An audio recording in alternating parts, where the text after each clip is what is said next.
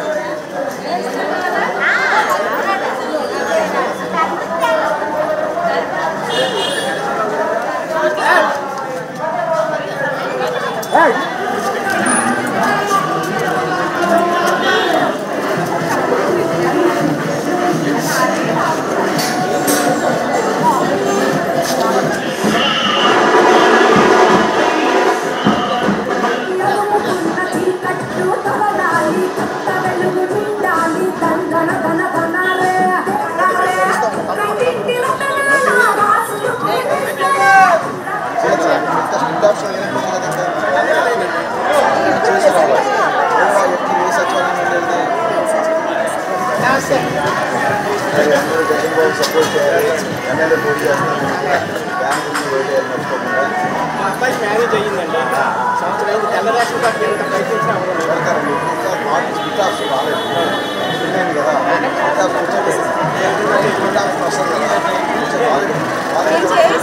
శైలజ అండి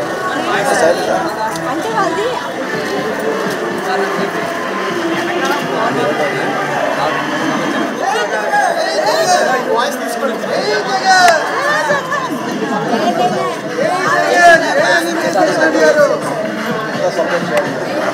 మన గుర్తేటమ్మా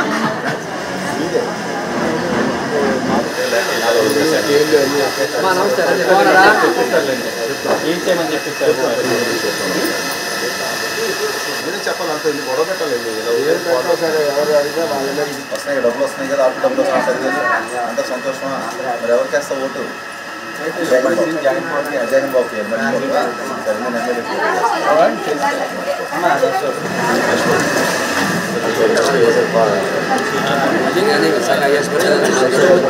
అంత బాగున్నాయండి.